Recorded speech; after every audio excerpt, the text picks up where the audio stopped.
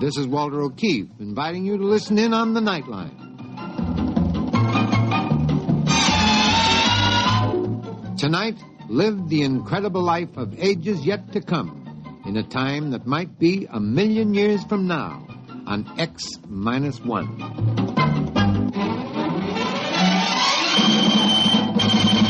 Now, an incredible story of the world beyond. Countdown for blast off. X-5, 4, 3, 2, X-1, fire.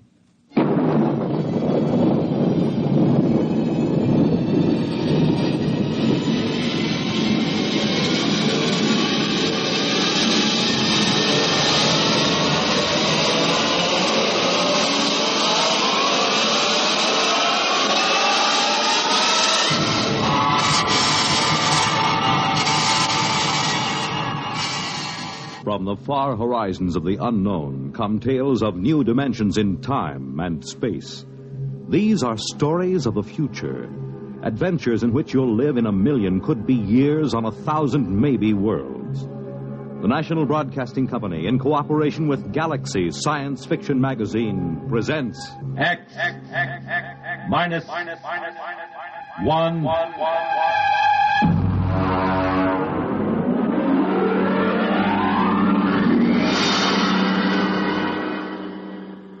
Tonight, The Category Inventor by Arthur Sellings.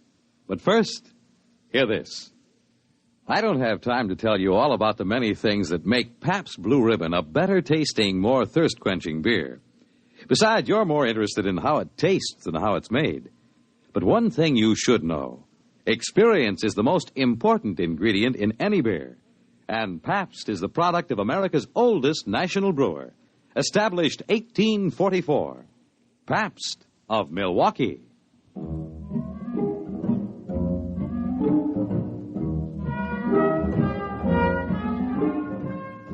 Now, X-1, as Nelson Olmsted stars in The Category Inventor.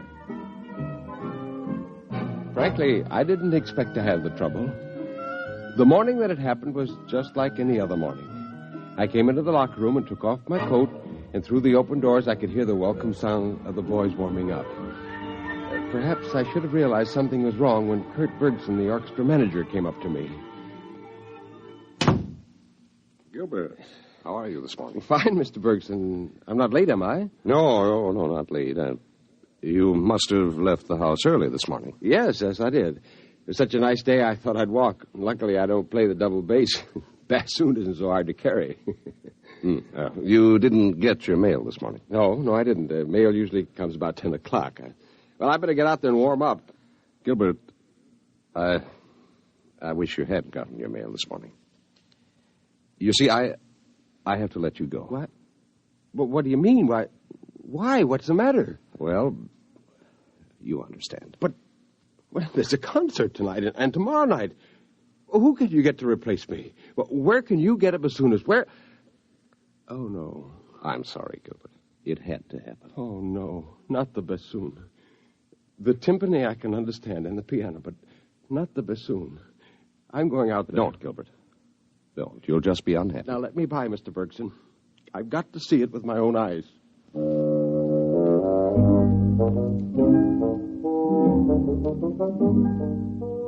Of course, it was bound to happen. Where my music stand and chair had been stood a gleaming coppery robot. His music stand was attached to a bracket that came out from his forehead, and his electronic scanning eyes were blinking and ready. He had 7 fingers on each fully articulated hand. His lips were precast in perfect bassoonist embouchure, with flexi-plasti butyl skin adjusting to the reed. I could hear the softly whirring motor of his constant pressure breath apparatus. It had come. The robot bassoonist. Now, Gilbert, honey, you mustn't be depressed. It's not your fault. The world doesn't understand creative artists anymore. No, bassoon player isn't creative, Marge. He executes. Well, anyway, he's an artist. That means he's got intelligence and imagination. And that means he's got a head start when it comes to a new job, doesn't it, honey? Sure. Yeah, head start. Marge, I tell you, there isn't any use. I've been checking into the category office every day. All I know is how to play the bassoon. Well, we'll just have to get used to being on reserve. But what will we tell the children, dear?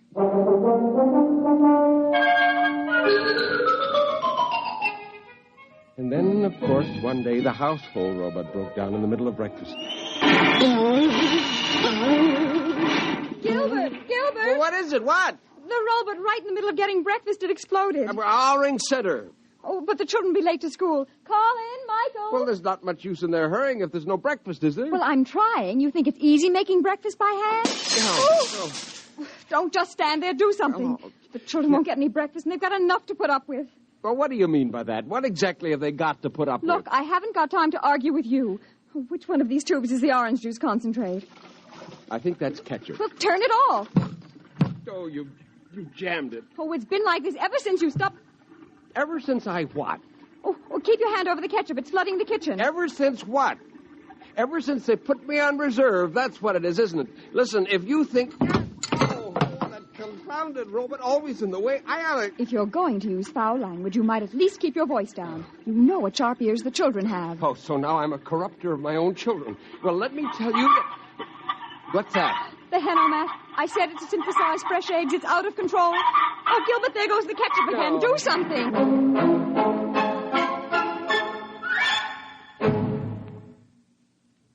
You are listening to The Category Inventor. Tonight's attraction on X-1. Each year, increasing thousands of Americans stricken with multiple sclerosis turn the inventor. Finally, I got the ketchup and orange juice faucets turned off and the Henomat pulled out of the socket. I looked down, and there was our household robot on the floor. It was all its fault, it and millions of its kind. Suddenly, all the frustration of the last few months focused on the robot, and I kicked it. Well, now I've seen everything. A grown man actually kicking a poor, defenseless robot.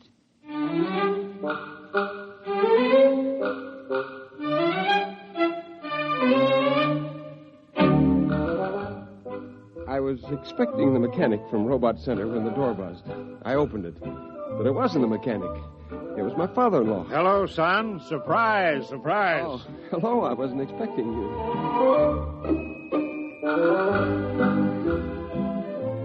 George is a politician. They haven't yet found a robot that can take that trade over. Right behind him was the mechanic from Robot Service. However, he wasn't the mechanic, he explained. Actually, you see, I'm a robot therapist, specializing in robot psychiatry and robot synaptic stimulation. Well, what do you mean, therapist? I sent for a mechanic. Now, you just leave it to me, sir. Where is the robot? In the closet. I dumped it there after it broke down. Oh, too bad, too bad. It would have been better if you'd left it where it fell. Failure attitudes often give invaluable pointers to the cause of breakdown. In here? Yeah, that's right, in the kitchen closet.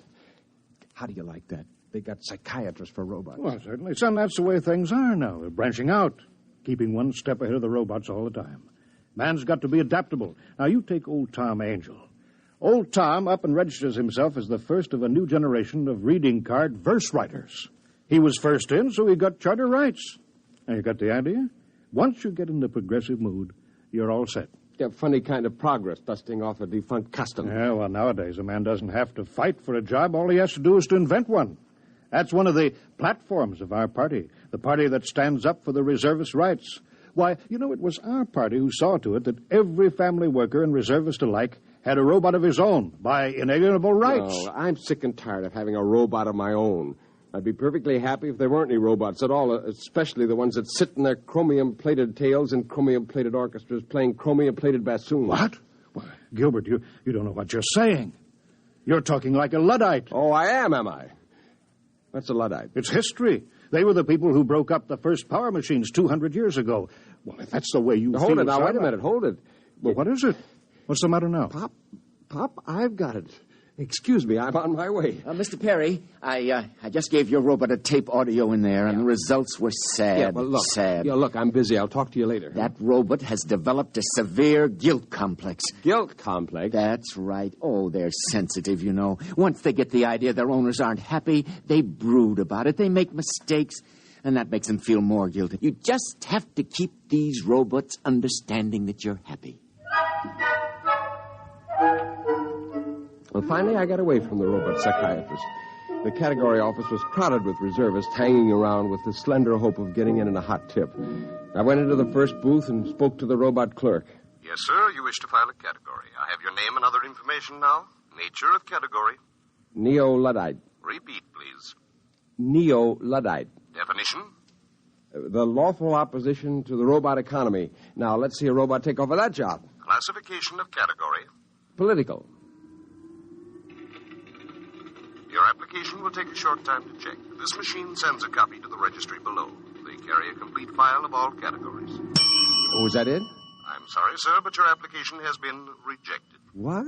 The category office extends its sincere regrets and trusts this will not deter you from making further application at the category office. Now, you listen here, you metallic mouthpiece. That application is legitimate. Now, nobody's got any right to reject it. Now, you can't just stand here. Sir, you are overexcited. The supervisor is on his way. Ah, Mr. Perry, you're upset, eh? Well, you understand we dislike having to turn down anyone's application. Now, listen. Now, that category I put forward is perfectly good. I've got a right to be heard. An opposition party is just what's needed. Well, of course it is, Mr. Perry. I was only trying to tell you that you couldn't register that category because it was registered years ago. What? Yes, the Humans Only movement is a recognized party, even though it's never managed to win an election or attract many adherents. But the movement does have state backing, funds, officers, the same proportion of salary to officials, members, the same as the two big parties. Better luck next time, Mr. Perry. There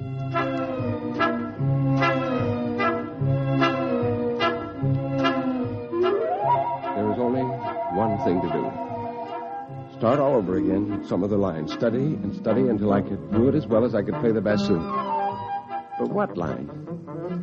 And how could I be sure that it wouldn't be taken over by the robots?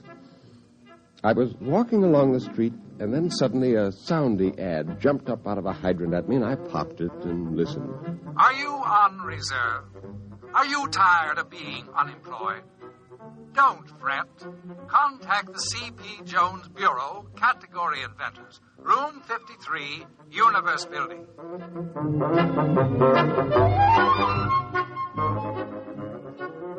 Just as I got to the Universe Building, the doors swung open and two big bruisers came through carrying a little old man. You let me go, you hear?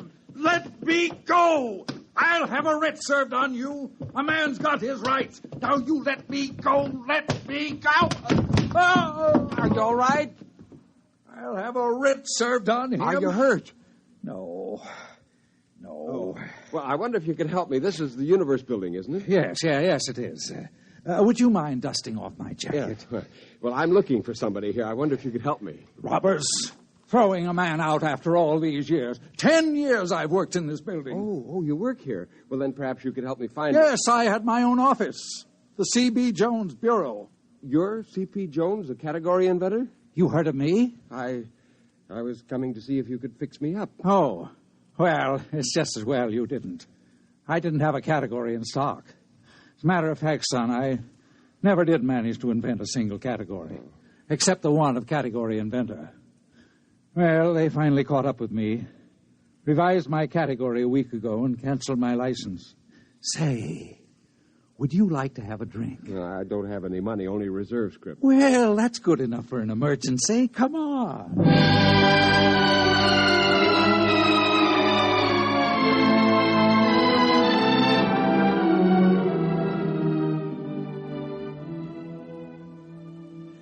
You see, it didn't cost him anything. My fee was only payable out of salary if and when I delivered. Once a year, the accounting office sent over a robot auditor to check the books. Oh, I had 2 or 3 sets of books, but they finally caught up with me, and now I've got to invent another job. I used to be a trapeze artist in the circus. I was the oldest trapeze man in the game, but I got too shaky.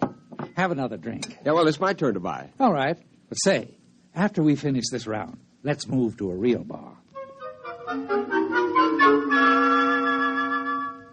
About the 4th bar, we got to playing a parlor game, inventing make-believe categories, you know. You go from the inane to the obscene and back again. And we got thrown out of one bar, and then we started on beer, and, well, that made us sad. And C.P. Jones began to recite poetry. How am I to face the odds of man's bedevilment in God's?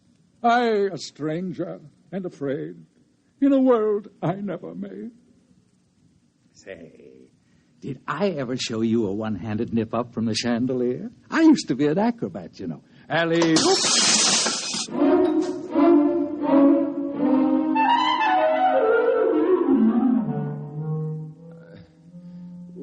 I woke up with the sun in my eyes, and I saw a figure moving. Is that you, Marge? If you want breakfast, you'll have to go out. They haven't delivered the new robot yet. Oh. Do you want all this trash? What trash? These papers in your pockets and a note. What does it say? Oh, I'm not surprised you can't read this morning. I'm surprised you're breathing this morning. No, please, Marge. All right. It says, umbrological parallax tracer. What's that? Umbrological parallax tracer. That's it. What's it? That's it. Give me my pants. I've got something to attend to.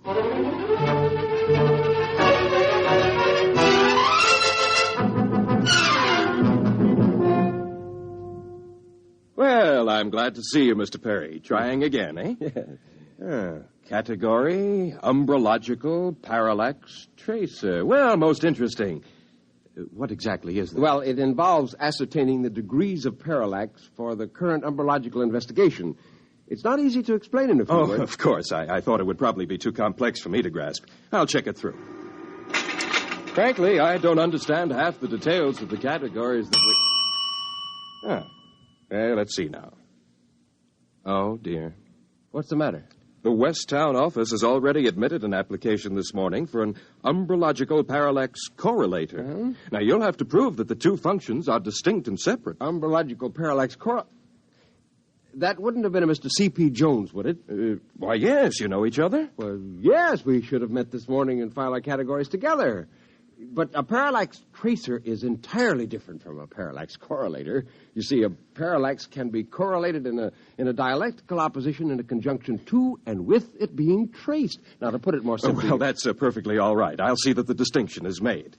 Well, your charter will be mailed to you within a few days.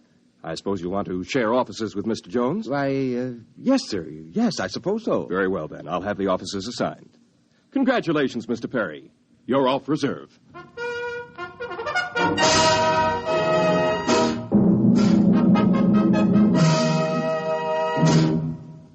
Well, how do you like the new office, Gilbert, my boy? Oh, figure you almost cleared the pitch for me by filing. Well, I didn't have your address, and I didn't know you'd get the same idea. I just remember we laughed a lot over it and thought it one of the best phony categories we'd made up. Of the printable ones, that is. Yes. Anyway, I did change the end to give you a loophole. Oh, of course, we're cheating, aren't we? Cheating? Well, I'm not. I've already looked up umbrology for a start. There isn't any such word. Well, if there was, it would be a science of shadows. Oh. Now, all we have to do is find the parallaxes. But you're not serious. Serious? Of course I'm serious. The world's so complicated these days, everyone's such a specialist that no one can be sure yet what's fact and what isn't. We're the only umbrologists in the world. Who can question us? Yes, I suppose that's true. Why, the scope's enormous. Anyway, we're off reserve. We've got a job. And I'm not letting any grass grow under my feet here. Now, don't just stand there. Our robot hasn't arrived yet. Give me a hand with this filing cabinet. We're going to need it. You're right. We got our work cut out for us. Let me tell you, the life of an umbrological parallax tracer isn't all beer and skittles. Let's get to work.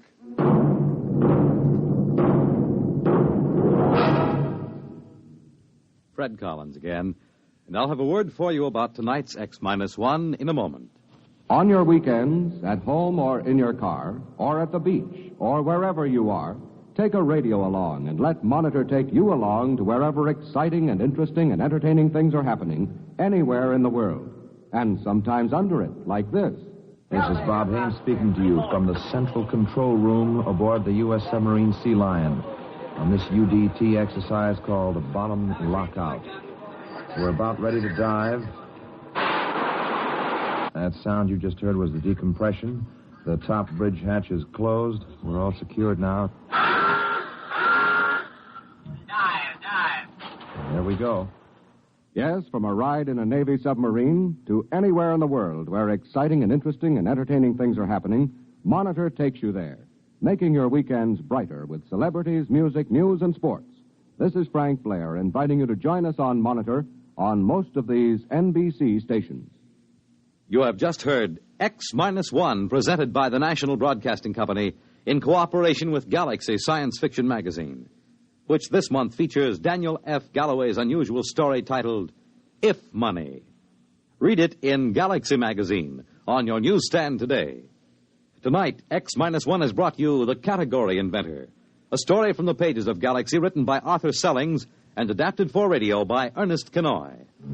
Featured in our cast were Nelson Olmsted as Gilbert, Hetty Galen as Marge, Wendell Holmes as George, Joseph Bell as the serviceman, Alan Bergman as the supervisor, Bert Cowlin as Kurt, and Edwin Cooper as Mr. Jones. This is Fred Collins speaking.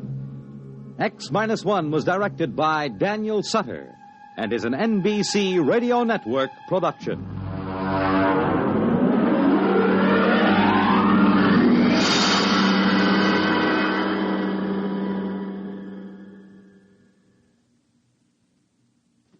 There's excitement in the air at night, and Nightline brings it to you.